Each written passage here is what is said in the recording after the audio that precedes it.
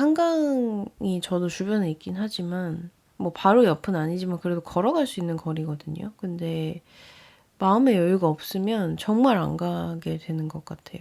그래서 이게 어디에 살게 되면 내 생활이 저절로 바뀔 것 같다고 느껴지지만 사실 그렇지 않은 부분도 많은 것 같고 결국 그걸 해줄 어떤 마음의 틈이 존재하는가가 더 중요한 것 같아서 저도 어제 정말 오랜만에 공원 산책을 하면서 그 생각을 했어요.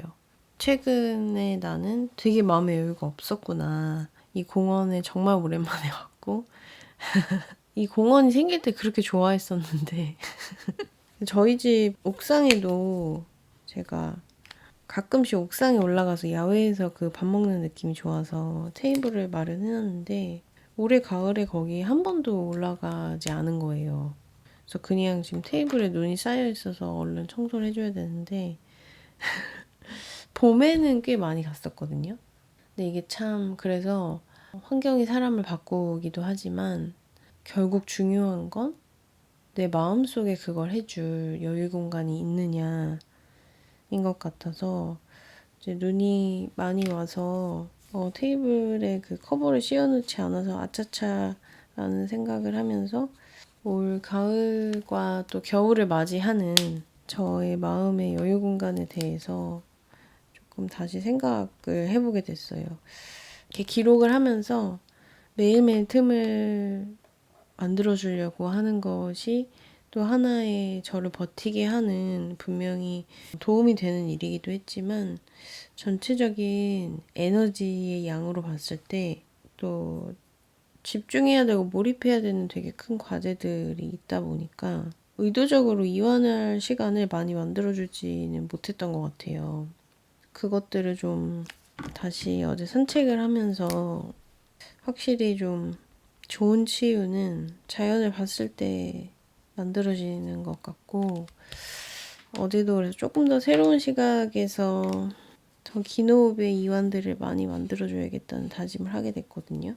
제가 생각하고 있는 이완이라고 생각하고 있는 것들이 사실은 굉장히 짧은 호흡일 경우가 많고 생각보다 깊은 충전을 주기에는 또 다른 자극이 되어버리는 경우도 많기 때문에 좀 더 잘 이완할 수 있는 방법에 대해서 고민도 해보고 그리고 또 좀 큰 마감이나 숙제들이 끝난 시기에 어떻게 잘 쉴 것인가에 대해서 생각해보는 것도 의미 있다고 봐요. 이게 사실 할 일을 찾고자 하면 한도 끝도 없잖아요. 또 이 다음엔 이게 있고 하다 보면 다시 삶의 여유를 찾을 수 있는 시간이 생각보다 그렇게 막 여유롭게 완벽한 호흡으로 나타나지 않기 때문에 약간 큰 에너지를 쓰는 일이 끝나면 단호하게 쉬는 것을 결정하는